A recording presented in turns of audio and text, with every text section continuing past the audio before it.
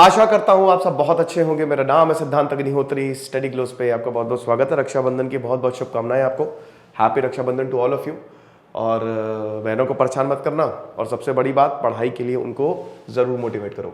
तो banking licence क्या है? देखिए, आरबीआई ने एक डिसीजन लिया है कि रूपी कोऑपरेटिव बैंक की पावर हम छीन रहे हैं, मतलब खत्म लाइसेंस।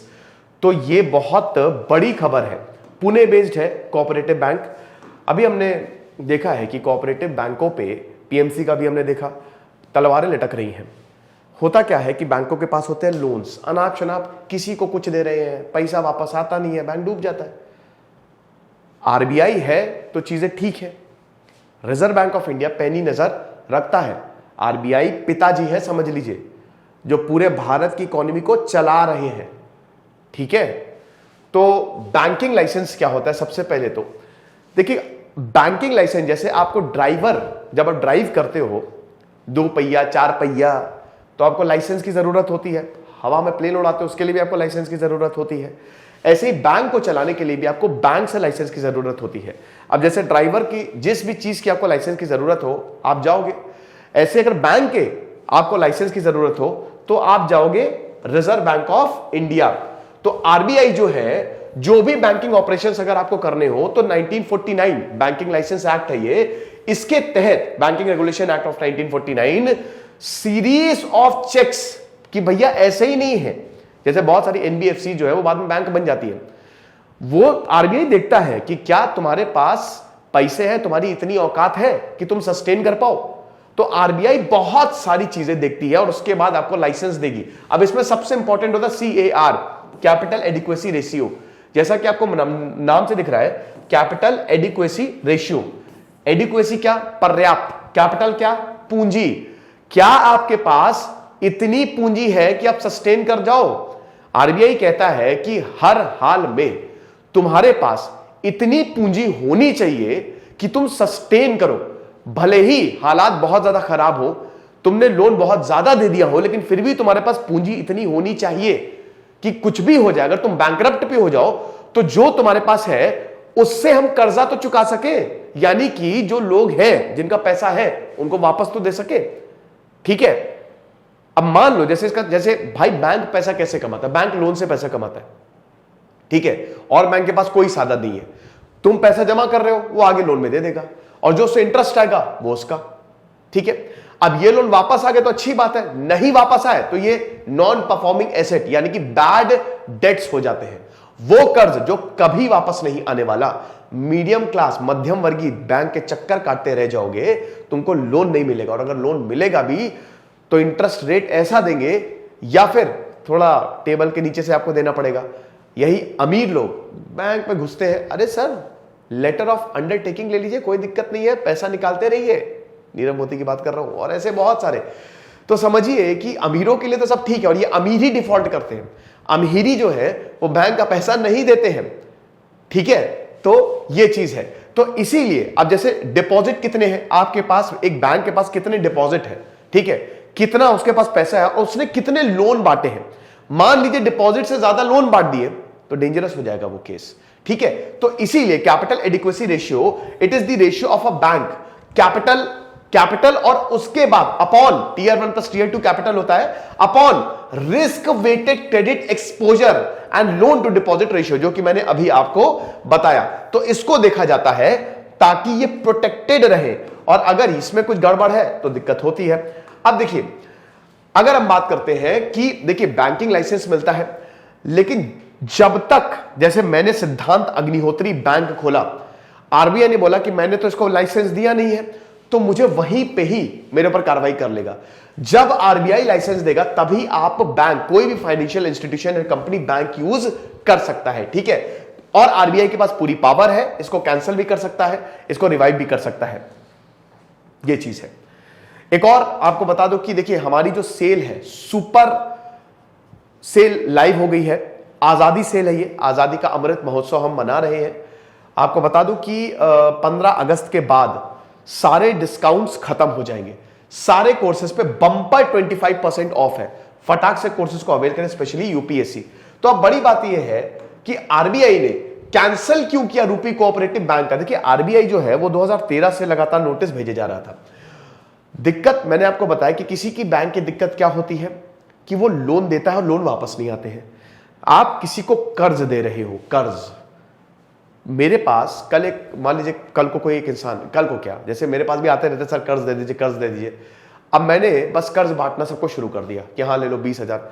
बेटा एक चीज बता दूं कि पैसा लेने के लिए सब तुम्हारे पास खड़े रहेंगे और तुमको भयानक मैनिपुलेट करेंगे, लेकिन जब पैसा दे दोगे ना, यही लोग तुमको भूल जाएंगे। नियम है ये। तो अब आया मेरे पास, पैसा दे दो, पैसा दे दो, तो मैं देखूंगा ना उसका बैकग्राउंड क्या है ना। अंधे होके मैंने पैसे दे दिए तो मेरी प्रॉब्लम है, क्योंकि मैंने अगर पैसा दिया है तो वो पैसा मेरे पास वापस भी आना चाहिए। यही बैंकों के साथ होता है। बैंकों ने अगर पैसा दिया है तो वो उनके पास वापस भी आना चाहिए। तो सबसे बड़ी बात तो ये है कि जो डिपॉजिटर्स हैं, देखिए पैसा तो डिपॉजिटर्स का ही है भाई। मैंने एक बैंक खोला है ना, और यहां पे मेरे पास जो डिपॉजिटर्स है, जो कस्टमर्स हैं, उन्होंने पैसा जमा किया। अब यही पैसे को मैंने लोन पे दे दिया। अब इस लोन पे मेरे पास इंटरेस्ट आया, वो मेरा, यानी कि मुझे तो एक्चुअली में कुछ करना ही नहीं पड़ा। मैंने इन्वेस्ट ही कहा किया, मैंने तो आपका पैसा लिया, आपका पैसा लोन पे चढ़ा दिया, इंटरेस्ट मेरे पास मान लीजिए 10% आया, 2% आपको पकड़ा दिया, 8% मेरा, खत्म। तो बैंक का बिजनेस तो बहुत बढ़िया है, लेकिन वही चीज है ना कि जब लोन सही से नहीं दिए जाते तो दिक्कत है। अब अगर बात करते हैं कि जो अपनी प्रेजेंट फाइनेंशियल पोजीशन है, अभी दे आर अनेबल टू पे इट्स प्रेजेंट डिपॉजिटर्स, वही चीज है। जब भी बैंक फेल करता है तो अब यहां पे लोगों के पैसे का क्या, 5 लाख से ज्यादा डिपॉजिटर्स हैं इस बैंक में, उन्होंने अपना पैसा इस बैंक में डिपॉजिट किया है, तो उनके पैसे का क्या उनको पैसे वापस मिलेंगे? आरबीआई ने बोला कि अभी जो छोटे डिपॉजिटर्स हैं उनको तो पैसे वापस मिल जाएंगे, फाइनेंशियल पोजीशन बहुत ज्यादा खराब है, public interest would be adversely affected if the bank is allowed to carry on its banking business any further.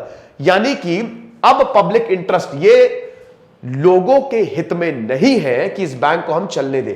Section 22, section 56, section 11 ये इन पे लागू होंगे। 22 कहता है कि लाइसेंसिंग, जो बैंकिंग कंपनीज हैं उनके लाइसेंस को रद्द किया जाएगा अगर कुछ गड़बड़ हुई। सेक्शन 11 ये कहता है कि minimum paid up capital reserves आपके पास होने चाहिए, जो कि इनके पास नहीं है। बताया ना कि तुम्हारे, देखो सिंपल सा इसका एग्जांपल है कि सीएआर का, कि मान लो तुम्हारे पास 2,000 रुपए हैं, ठीक है, अब तुमको देना है कर्ज 2,000 ही तुमने कर्ज देना है, लेकिन तुमने 500 रुपए उसमें से निकाल लिए कि ये मुश्किल समय में मेरे पास रहे, ताकि अगर मैं बैंकरप्ट भी हो जाऊं तो मैं अपना कामकाज चला सकूं, ठीक है, वही है यहां पे। लेकिन अगर आपके पास वो चीज नहीं होगी तो सेक्शन 22 और 56 जो है, इट इज बेसिकली ये जो एक्ट है उनकी एप्लीकेबिलिटी पे काम करता है। अब देखिए क्या ये नया है। देखिए जैसा कि मैंने बताया 2013 में आरबीआई ने रूपी कोऑपरेटिव बैंक को नोटिस इशू किया था और डायरेक्शंस भी दिए थे बैंकिंग रेगुलेशन एक्ट के तहत। लाइसेंस इतनी जल्दी कैंसिल नहीं होता है कि एकदम से आरबीआई ने देखा कैंसिल कर दिया, पूरा प्रोसेस होता है। 4, 5, 6, 7, 8 साल तक आरबीआई देखता है, और जब कोई रास्ता नहीं बचता तब आरबीआई जो है, जब उनको लगता है भाई ये बिगड़ गया है, ये गया लड़का मेरे हाथ से, अब ये वापस नहीं आएगा, तो फिर आरबीआई लाइसेंस कैंसिल करता है। तो जितनी भी बैंकिंग एक्टिविटीज थी, जैसे विड्रॉल हो गया, सस्पेंड कर दिया, विड्रॉल आप नहीं कर सकते।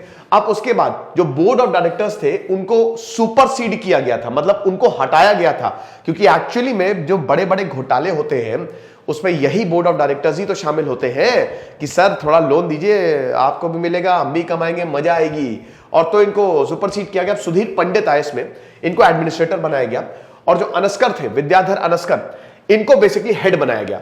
तो ये जो थे, ठीक है, सुधीर पंडित, इन्होंने बहुत बढ़िया काम किया, बहुत ही शानदार काम किया, बहुत सारे स्टेप्स लिए। जैसे जो भी इसमें इन्वॉल्व थे, डायरेक्टर्स, जो डिफॉल्टिंग डायरेक्टर्स थे, जिन्होंने बहुत लोन बांटा या बहुत सारी चीजें जो की, तो उनके खिलाफ क्रिमिनल केस फाइल किए, एम्प्लॉइज और इनकी प्रॉपर्टी तक को सीज कर दिया। अब आरबीआई ने लाइसेंस को एक्सटेंड कर दिया था, हर 3 महीने पे आरबीआई एक्सटेंड कर रहा था, लेकिन बाद में ये पता चला कि नहीं हो सकता, अब कोई चारा नहीं है। बड़े बैंक से भी इन्होंने मर्ज करने की कोशिश की, लेकिन डेट इतना ज्यादा था, कर्ज इतना ज्यादा था, इतने फालतू के लोन्स बांट दिए थे कि यहां पे आरबीआई भी डर गया और बोला कि भाई बेस्ट यही है कि इसको अब इसका लाइसेंस ही रद्द करो। तो अब क्या हो गया? अब सबसे बड़ी बात है कि जो लोग हैं उन पे क्या असर पड़ेगा। देखिए आरबीआई क्या करेगा, विड्रॉल को लिमिट कर देगा कि आप तय सीमा से ज्यादा पैसे नहीं निकाल सकते। हालांकि आपको बता दूं कि डीआईसीजीसी 1961 का एक्ट है, deposit insurance and credit guarantee act, जो भी आप पैसा डिपॉजिट कर रहे हैं, मान लीजिए बैंक डिफॉल्ट कर गया, 5 लाख रुपए आपको मिलेंगे। तो जिनका 5 लाख तक डिपॉजिट है वो तो DICGC के तहत उनको मिल जाएगा, है ना। 5.5 लाख से ज्यादा वैसे आपको बता दो डिपॉजिटर्स है। लेकिन जिनका ज्यादा डिपॉजिट है, जैसे 700 करोड़ के करीब टोटल इंश्योर्ड डिपॉजिट्स हैं under the provisions of DICGC, वो मिल जाएगा। लेकिन जिनका ज्यादा है, ठीक है, उनको नहीं मिलेगा। और ऐसे तकरीबन 4,500 के करीब जो है वो डिपॉजिटर्स हैं जिनका डिपॉजिट जो है वो काफी ज्यादा है, तो उनको वेट करना पड़ेगा।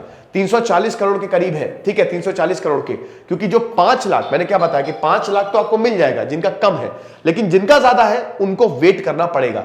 तो आरबीआई ने भी कमीशन जो है वो अपॉइंट की है कि भाई जो प्रोसेस है लिक्विडेशन का, बैंक का लिक्विडेट किया जाएगा और जैसे डिपॉजिटर्स उनका पैसा मिल जाएगा, बाकी के एसेट्स जो है वो बेच दिए जाएंगे। यानी कि एक तरीके से rupee cooperative bank bye bye, tata, goodbye, खत्म, गया। तो हमारे शानदार कोर्सेज को आप जरूर अवेल करें। Thank you so much.